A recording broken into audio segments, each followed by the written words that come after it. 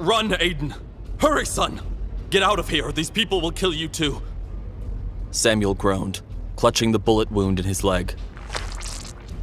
His 5-year-old son, Aiden, just stood there, looking down at his father writhing on the ground in pain. No, Dad! I'm not leaving you here!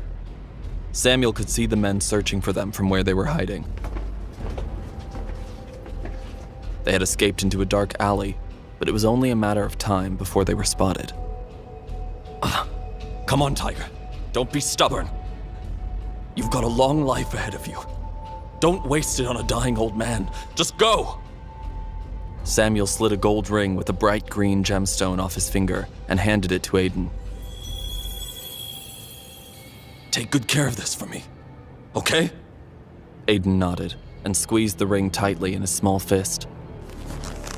Samuel pulled himself to his feet, gripped the trigger of his gun, and limped out into the street to face the men standing by his car.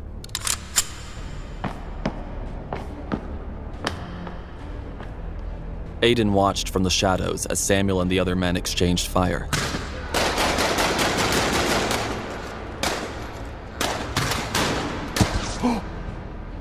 Aiden looked on in horror as bullets riddled his father's chest.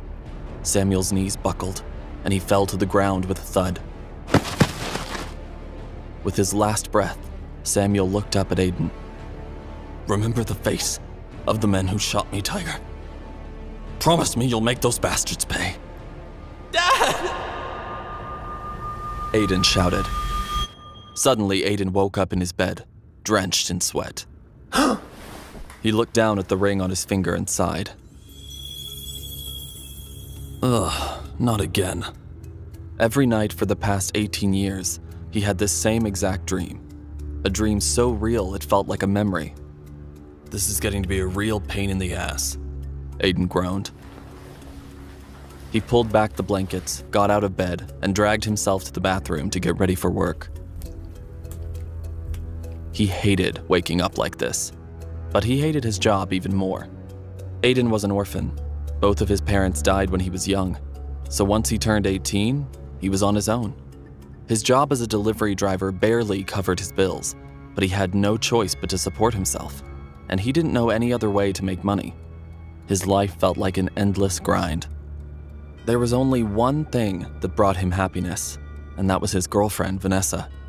Whenever Aiden saw her, he forgot all of his problems. He had plans to see her later. It was her birthday today, making it even more special. That thought was enough to keep a smile on Aiden's face throughout the entire boring day of deliveries.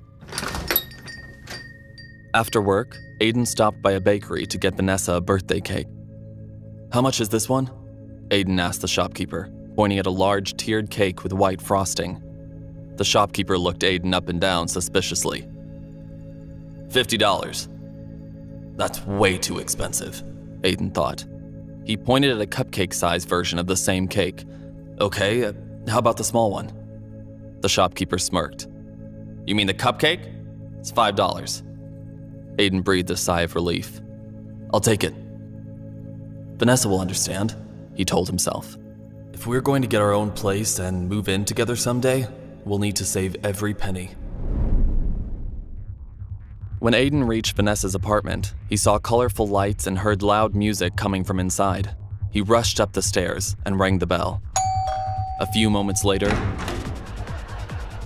Vanessa answered the door in a sexy and obviously expensive new dress. Aiden was shocked to see that Vanessa's apartment was festively decorated and packed wall to wall with guests. The table was overflowing with drinks, snacks, and an enormous chocolate cake. Aiden was too stunned to speak. He suddenly realized that everyone in the room was staring at him. He remembered the cupcake he was holding and offered it to her. Hi, Vanessa. Happy birthday. I didn't know you were having a party tonight. Aiden recognized a guy named Derek walking over to them. Why'd you order a cupcake? He asked Vanessa, interrupting them. I already bought you a real cake. How much do we owe you, bud? Derek asked Aiden dismissively, pulling a wallet out of the pocket of his expensive suit. Don't be silly, Derek. Vanessa giggled. This is Aiden. You recognize him, don't you? Aiden's fingers curled into fists. He knew precisely who Derek was. a spoiled rich kid who was always hovering around his girlfriend. "You're dating a delivery boy?" gasped one of Vanessa's friends, a tall blonde girl named Tracy. "Wow, Vanessa, you've really lowered your standards, haven't you?" Aiden's face turned bright red as the room erupted in laughter. "You think that I've lowered my standards, but you're wrong," Vanessa told Tracy. "My standards have actually gotten much, much higher." "Is she talking about me?" Aiden wondered. For a moment, he thought that Vanessa was defending him. Then he saw her reach for Derek's hand. "That's why I'm breaking up with you, Aiden. Derek and I are together now. This is my new standard. I hope you all approve." Aiden's heart sank, while everyone else in the room laughed and cheered wildly. "Why be with someone who can only afford to buy you a cupcake when I can buy you the whole bakery?" Derek sneered. Then he leaned in and kissed Vanessa's lips.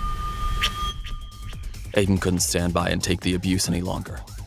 "Shut up, you bastard!" He threw the cupcake he was holding at Derek's head, then lunged at him and punched him in the face. There was a loud crack as Aiden's fist connected with Derek's nose. Derek looked down in shock as blood spattered onto his expensive suit. "You're gonna regret that," he growled. He took a swing at Aiden, but Aiden easily dodged the blow, landing a kick to Derek's stomach. Derek fell to the ground, clutching his ribs. "How could you do this to me, Vanessa?" Aiden shouted, but she just smirked in return. As he stormed out of her apartment, he grabbed a bottle of vodka from the table and slammed the door shut behind him.